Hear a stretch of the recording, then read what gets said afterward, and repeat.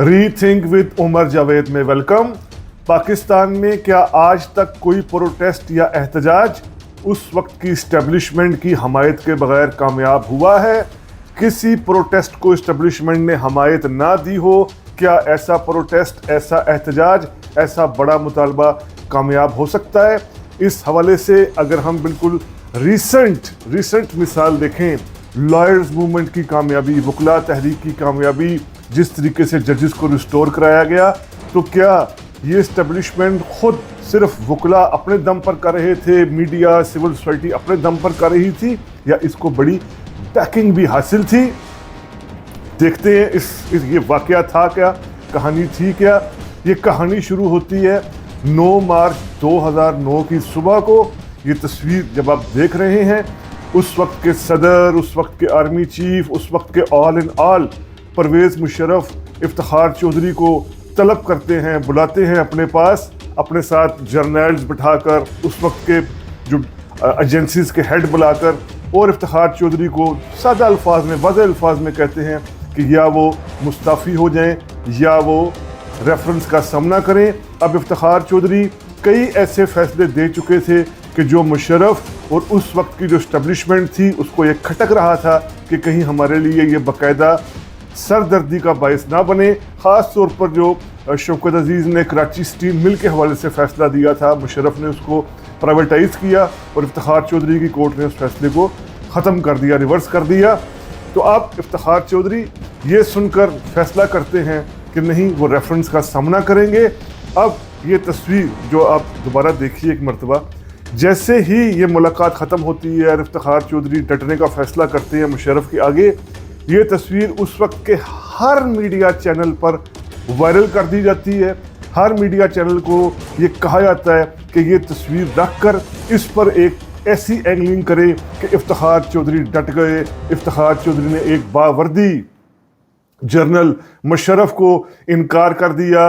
अब ये गेम सारी हो क्या रही थी, उस वक्त ये नहीं किसी को समझ आ रहा था। अगर आप 9 मार्च की शाम को पूछें या 10 मार्च को पूछें, जब लोग ये तस्वीर बार बार देख रहे थे और मीडिया कह रहा था इफ्तिखार चौधरी बावर्दी सदर के आगे डट गए, उस वक्त समझ नहीं आ रही थी कि ये उस वक्त के DGISI अशफाक परवेज़ कियानी के इशारे पर किया जा रहा था, क्योंकि जनरल मुशर्रफ अपनी बहुत सी पॉलिसियों को लेकर, उसमें अफगान पॉलिसी है, अमेरिकन पॉलिसी है, सबसे बढ़कर जो मुशर्रफ की इंडियन पॉलिसी थी, जिस तरह वो इंडिया के साथ मामलात को ठीक करना चाह रहे थे, इंडिया के साथ आगे बढ़कर तकरीबन कश्मीर समेत तमाम मामलात को हल करने जा रहे थे, जिसकी गवाही खुद उस वक्त की इंडिया की हुकूमतें भी देती हैं। और पाकिस्तान से भी सारा उस वक्त का आर्काइव हम देखें कि मामलात बिल्कुल पाकिस्तान इंडिया के दरमियान तय होने जा रहे थे।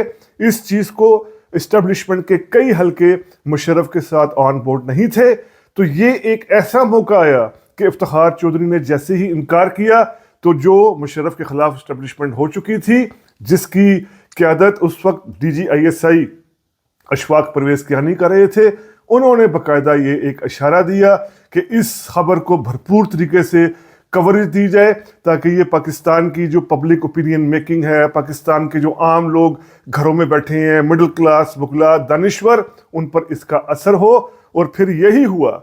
इस वाक़ये के बाद इफ्तिखार चौधरी ने जिस तरीके से मुख्तलिफ पाकिस्तान की वकला तंजीमों, वकला बार्स के साथ खिताब किया, ख़ास तौर पर लाहौर बार में जिस तरीके से इफ्तिखार चौधरी पहुँचे, इस्लामाबाद से इफ्तिखार चौधरी का सफ़र ये लाहौर से GT रोड का कोई 28-29 घंटे का सफ़र था। हालांकि ये 5 घंटे का सफ़र है, लेकिन रास्ते में जिस तरीके से इस्तकबाल किया गया इफ्तिखार चौधरी का, और मीडिया ने एक लम्हे के लिए भी वो कवरेज ख़त्म नहीं की। उस वक्त के आप तमाम मीडिया चैनल्स देखें, हर लम्हा ब लम्हा वो बता रहे थे कि इफ्तिखार चौधरी अब GT रोड में यहाँ पहुँच गए, इफ्तिखार चौधरी इस गांव में पहुँच गए, इफ्तिखार चौधरी का इस शहर में ऐसा इस्तकबाल किया गया, इफ्तिखार चौधरी ने 28 घंटे में लाहौर पहुंचकर रिकॉर्ड तोड़ दिया। पूरा वो एक मीडिया की हाइप थी। और इसके पीछे जो सियासी जमातें शामिल थी, उस वक्त पीपल्स पार्टी, नून लीग, उनकी तो ज़ाहिर बात है मजबूरी थी। वो तो सादा फार्मूला था कि दुश्मन का दुश्मन दोस्त, कि इफ्तिखार चौधरी ने आंखें दिखा दी हैं मुशर्रफ को, इनको भी बैक कर दो। लेकिन बड़े सिस्टमेटिक तरीके से इफ्तिखार चौधरी को ये हमायत मिल रही थी। इस ज़बरदस्त हमायत का जो इफ्तिखार चौधरी को दी जा रही थी, इसका सीधा असर अदलिया के जो जजेस की अक्सरियत थी उन पर भी आ रहा था। अदलिया के जो अक्सर जजेस थे वो इसको एक इंस्टीट्यूशनल लड़ाई समझ बैठे कि ये हमारे अदारे की हक की जंग है, हम अपने अदारे के लिए लड़ेंगे। एतजाज अहसन ने जजेस को ये कहकर भड़काना शुरू कर दिया कि याद कीजिए 12 अक्टूबर 1999 को नवाज शरीफ मुशर्रफ को सैक करते हैं तो तमाम जर्नल्स मुशर्रफ की पुश्त पर खड़े हो जाते हैं। इसी तरह आज chief justice of Pakistan Iftikhar Chaudhry पर ये एक हमला किया गया है, उन पर दबाव देकर उन्हें इस्तीफा देने पर मजबूर किया है, तो तमाम जजेस खड़े हो जाएं। अब ये इंस्टीट्यूशनल ईगो के लिए एक ज़ाहिर बात है, अपील करने वाली बात थी, एक इमोशनल बात थी, तो जजेस भी वाज़ेह अक्सरियत में अब खड़े हो गए इफ्तिखार चौधरी के साथ। लेकिन इन जजेस को भी मालूम था कि इस्टेब्लिशमेंट भी ये सब कुछ चाह रही है। फिर जुलाई 2007 में एक फैसला आता है सुप्रीम कोर्ट से, सुप्रीम कोर्ट के 13 रुकनी बेंच से, जिसको जस्टिस रमदे ये फैसला देते हैं कि इफ्तिखार चौधरी को बहाल किया जाता है। मुशर्रफ का इकदाम कल अदम है, मुशर्रफ ने गलत रेफरेंस दायर किया, यानी पूरी सुप्रीम कोर्ट भी इफ्तिखार चौधरी के साथ खड़ी हो गई, इफ्तिखार चौधरी बहाल हो गए। अब जुलाई 2007 से लेकर नवंबर 2007 तक एक नया खेल शुरू होता है। उसमें ये कि इफ्तिखार चौधरी और उनके हामी जजेस सुप्रीम कोर्ट वो हर फैसला देना शुरू कर देते हैं जो मुशर्रफ को कमज़ोर करे, मुशर्रफ के इक़्तिदार को कमज़ोर करे। नवाज शरीफ की वापसी का मामला हो, उस वक्त के जो सियासी कैद में लोग थे जावेद हाशमी जैसे, उनकी रहाई का मामला हो, जमहूरी आज़ादियों का मामला हो, इस तरह के मामलात में खुलकर इफ्तिखार चौधरी मुशर्रफ के खिलाफ फैसले देना शुरू हो गए।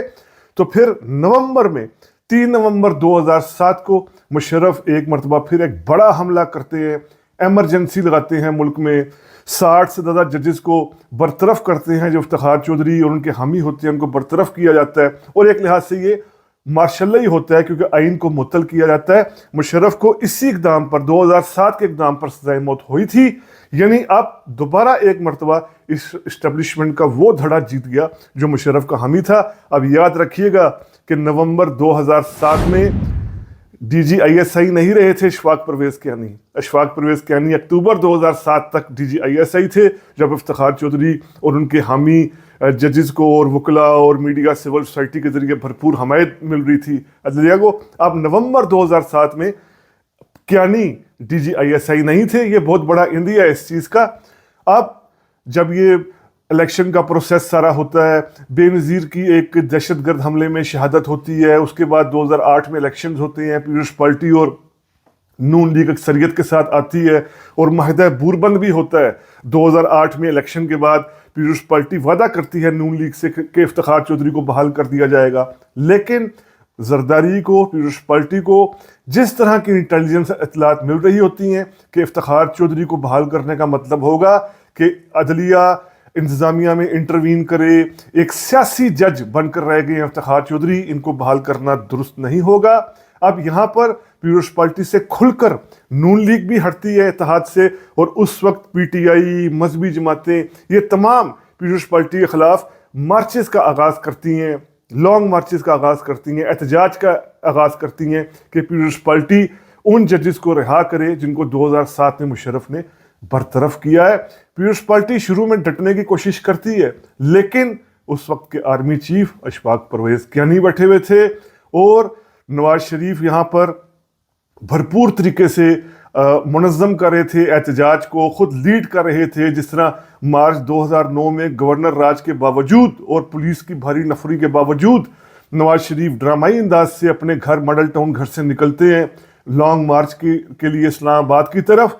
तो अभी ये लॉन्ग मार्च गुजरांवाला तक ही पहुंचता है कि नवाज शरीफ को कॉल करके बता दिया जाता है कि आप रुक जाए, जजेस बहाल होने वाले हैं। और ये अशफाक परवेज़ कियानी, उस वक्त के आर्मी चीफ, पूरा ये सब कुछ कर रहे थे कि लॉन्ग मार्च रोक दें, थोड़ी ही देर में जजेस बहाल कर दिए जाएंगे।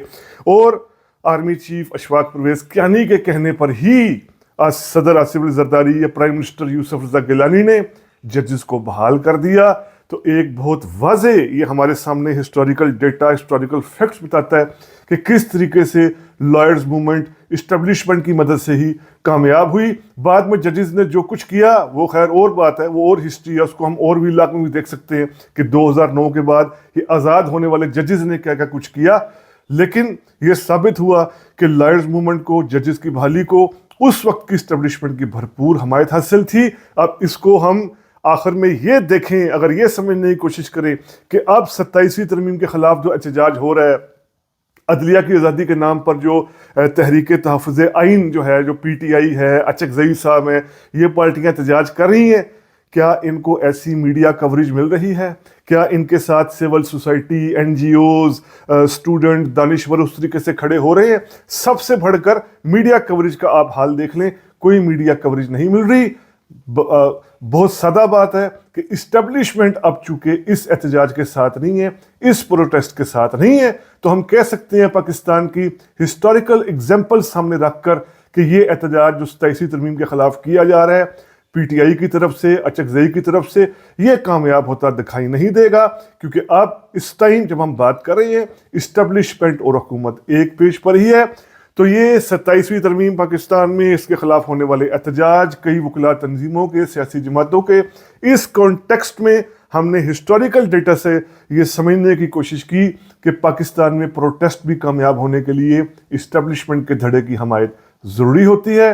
तो हम उम्मीद करते हैं आपको ये व्लॉग पसंद आया होगा। अगर पसंद आया है तो काइंडली सब्सक्राइब कीजिए रीथिंक विद ओमर जावेद। शुक्रिया।